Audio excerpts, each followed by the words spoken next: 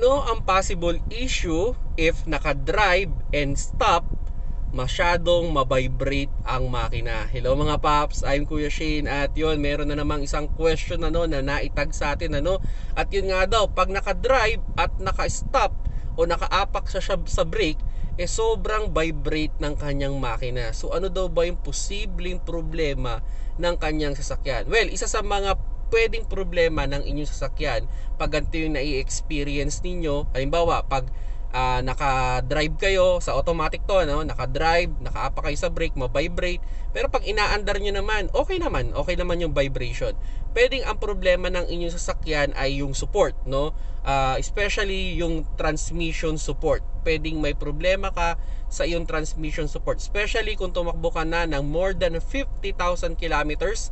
Pwedeng yung bushing o yung goma ng inyong transmission support ay may problema na. Pero ito yung advice ko dyan mga paps, pag may nasira kang isang support, I highly recommend na sabay-sabayin mo nang palitan lahat. Huwag pa isa-isa. Normally kasi sa mga front wheel drive, tatlo ang support niyan. Meron yung nasa center, meron nasa engine, at meron nasa transmission. So magkakamag-anak yan. Kasi ang mahirap dyan mga paps, pag ang ginawa ninyo, pinalitan lang ninyo yung transmission support, there's a possibility after ilang kilometers o ilang libong kilometro, pwedeng masira naman yung engine support. Or pwede rin namang masira yung center, So ano mangyayari? Madadamay yung ayos na transmission support. So kung sakali mang magpapalit kayo niyan, dapat sabay-sabay. Well, pwede ka rin namang may problema pa sa ibang component, like for example, yung throttle ninyo masyado nang madumi, yung map sensor madumi, so mas maganda linisan nyo siya. Kung yung filter ninyo ay madumi na, palitan nyo na rin.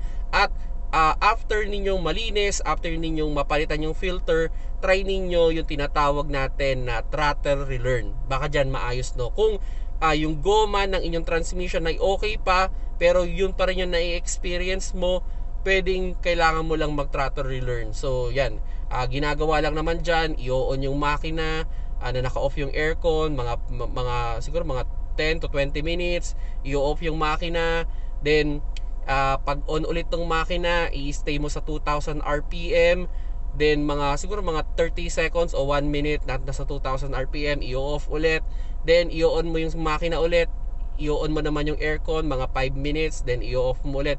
So ganun lang yung pagta-throttle relearn. Pero depende pa rin sa kotse yan, So yun mga paps, yun yung mga posibleng problema, Pwede may problema ka sa transmission support, or pwede namang madumi lang yung iyong throttle o yung map sensor. At kung sakali man talagang hindi magagawa, dalhin nyo na sa pinakamalapit na repair shop. Kasi marami pang component yung posibleng may problema dyan, like spark plug, yan, mga ignition coil, yan, pwedeng may problema rin kayo dyan. Pero mas highly recommended ko, yung muna yung gawin ninyo, check nyo yung support, check nyo yung mga bushing o yung goma na nagsusupport sa inyong engine.